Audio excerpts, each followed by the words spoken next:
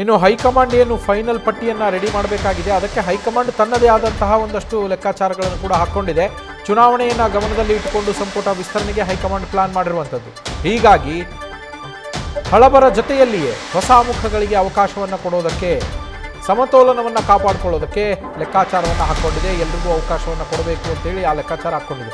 ಸಂಪುಟದಲ್ಲಿ ಯಾರು ಇರಬೇಕು ಅಂತೇಳಿ ಖುದ್ದು ಮುತುವರ್ಜಿಯನ್ನು ವಹಿಸಿ ರಾಹುಲ್ ಗಾಂಧಿ ಅವರು ಪ್ಲಾನ್ ಮಾಡ್ತಾ ಇದ್ದಾರೆ. ರಾಜ್ಯ ನಾಯಕರಿಗೆ ಸಮ್ಮತವಾಗುವಂತೆಯೇ ಸಂಪುಟ ವಿಸ್ತರಣೆಗೆ ಪ್ಲಾನ್ ಮಾಡಿಕೊಂಡಿರುವಂಥದ್ದು. ನಮ್ಮ ಪ್ರತಿನಿಧಿ ಹರೀಶ್ ಲೈವ್ನಲ್ಲಿದ್ದಾರೆ. ಹರೀಶ್, ಹೈಕಮಾಂಡ್ ತನ್ನದೇ ಒಂದು ಲೆಕ್ಕಾಚಾರವನ್ನು ಹಾಕ್ಕೊಂಡಿದೆ. ರಾಹುಲ್ ಗಾಂಧಿ ಅವರು ಖುದ್ದು ಮುತುವರ್ಜಿ ವಹಿಸಿ ಒಂದು ಪಟ್ಟಿಯನ್ನು ಸಿದ್ಧಪಡಿಸಿ ಅದು ರಾಜ್ಯ ನಾಯಕರಿಗೂ ಕೂಡ ಸಮ್ಮತ ಆಗುವ ರೀತಿಯಲ್ಲಿ ಮಾಡಿರುವಂಥದ್ದು. ಏನೆಲ್ಲ ಮಾಹಿತಿ ಇದೆ ಹರೀಶ್? ನವೀನ್, ಲೋಕಸಭೆ ಪ್ರತಿಪಕ್ಷ ನಾಯಕ ರಾಹುಲ್ ಗಾಂಧಿ ಅವರು ಖುದ್ದು ಮುತುವರ್ಜಿ ವಹಿಸಿ ಈ ಬಾರಿ ಸಂಪುಟ ವಿಸ್ತರಣೆಗೆ ಕೈ ಹಾಕಿದ್ದಾರೆ ಅಂತ ಹೇಳಲಾಗ್ತಿದೆ. ಈ ಹಿಂದೆ ಸಿಎಂ ವಿವೇಚನೆಗೆ ಹೆಚ್ಚು ಅವಕಾಶವನ್ನು ಕೊಡ್ತಾ ಇದ್ರು. ಆದರೆ ಹೈಕಮಾಂಡ್ ನಾಯಕರೇ ಖುದ್ದು ಮಧ್ಯ ಪ್ರವೇಶ ಮಾಡಿರುವಂತಹ ಕಾರಣಕ್ಕಾಗಿ ಈ ಬಾರಿಯ ಸಚಿವ ಸಂಪುಟ ವಿಸ್ತರಣೆ ಅನ್ನುವಂಥದ್ದು ವಿಭಿನ್ನ ರೀತಿಯಲ್ಲಿ ಇರುತ್ತೆ ಅನ್ನುವಂಥ ಚರ್ಚೆಗಳು ವ್ಯಕ್ತ ಆಗ್ತಿದೆ. ಅದರಲ್ಲೂ ಲೋಕಸಭೆ ಪ್ರತಿಪಕ್ಷ ನಾಯಕ ರಾಹುಲ್ ಗಾಂಧಿ ಅವರು ಹೆಚ್ಚಿನ ಆಸಕ್ತಿಯನ್ನ ವಹಿಸಿದ್ದಾರೆ ಅಂತ ಹೇಳಲಾಗ್ತಿದೆ.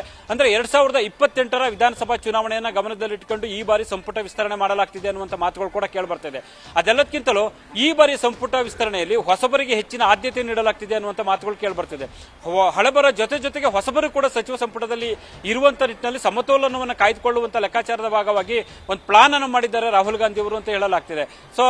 ಸಿದ್ದರಾಮಯ್ಯ ಅವರಾಗಿರ್ಬೋದು, ಬೇರೆ ಬೇರೆ ನಾಯಕರು, ಬಿ ಕೆ ಹರಿಪ್ರಸಾದ್ ಅವರಾಗಿರ್ಬೋದು, ಹಿರಿಯ ನಾಯಕರು ಹೊಸಬರ ಜೊತೆಗೆ ಇರಬೇಕಾಗುತ್ತೆ, ಅವರ ಅನುಭವಗಳು ಕೂಡ ಬಹಳ ಮುಖ್ಯವಾಗಿರುತ್ತೆ ಸರ್ಕಾರದ ಮಟ್ಟದಲ್ಲಿ ಅನ್ನುವಂಥ ಸಲಹೆಯನ್ನು ಕೊಟ್ಟಿದ್ದಾರೆ. ಹಾಗಾಗಿ ಹಳಬರ ಜೊತೆಗೆ ಹೊಸಬರಿಗೆ ಹೆಚ್ಚಿನ ಆದ್ಯತೆಯನ್ನು ಕೊಡಬೇಕು ಅನ್ನುವಂಥ ನಿಟ್ಟಿನಲ್ಲಿ ರಾಹುಲ್ ಗಾಂಧಿ ಅವರು ತೀರ್ಮಾನ ಮಾಡಿದ್ದಾರೆ ಅಂತ ಹೇಳಲಾಗ್ತಿದೆ.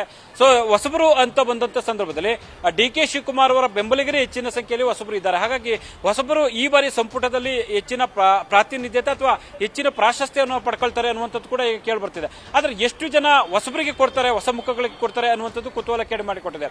ಒಂದು 3 ಹಂತಗಳಲ್ಲಿ, ಅಂದ್ರೆ ಹಳಬರಿಗೆ ಸಿದ್ದರಾಮಯ್ಯ ಅವರ ಸಂಪುಟದಲ್ಲಿ ಇದ್ದಂತ ಒಂದಷ್ಟು ಮಂದಿಗೆ ಮತ್ತೆ ಡಿ ಕೆ ಶಿವಕುಮಾರ್ ಅವರ ಸಂಪುಟದಲ್ಲಿ ಅವಕಾಶವನ್ನು ಕೊಡುವಂಥದ್ದು ಒಂದಾದ್ರೆ, ಮಗದೊಂದು 3-4 ಬಾರಿ ಗೆದ್ದಿರ್ತಕ್ಕಂಥ ಅವಕಾಶ ಸಿಗದೇ ಇರತಕ್ಕಂಥ ಈ ಹಿಂದೆ ದೆಹಲಿಗೆ ಪ್ರಯಾಣ ಬೆಳೆಸಿದಂತ ಹಲವು ಸಚಿವರು ಏನಿದ್ದಾರೆ 30ಕ್ಕೆ ಹೆಚ್ಚು, ಅವರಲ್ಲೂ ಕೂಡ ಒಂದು ಅವಕಾಶವನ್ನು ಕೊಡಬೇಕು ಅನ್ನುವಂಥದ್ದು. ಮಗದೊಂದು ಕಡೆ ಹೊಸದಾಗಿ ಗೆದ್ದಿರುವಂತವರಿಗೆ ಕೂಡ ಅವಕಾಶವನ್ನು ಕೊಡಬೇಕಾಗ್ತದೆ. ಭವಿಷ್ಯದ ನಾಯಕತ್ವವನ್ನು ರೂಪಿಸಬೇಕಾದಂತ ಹಿನ್ನೆಲೆಯಲ್ಲಿ ಈಗ ಹೊಸಬರಿಗೂ ಕೂಡ ಒಂದು ಅವಕಾಶವನ್ನು ಕೊಟ್ಟು ನಾಯಕತ್ವವನ್ನು ರೂಪಿಸಬೇಕು ಅನ್ನುವಂಥ ಲೆಕ್ಕಾಚಾರದಲ್ಲಿ ರಾಹುಲ್ ಗಾಂಧಿ ಅವರು ತೀರ್ಮಾನಕ್ಕೆ ಬಂದಿದ್ದಾರೆ ಅಂತ ಹೇಳಲಾಗ್ತಿದೆ.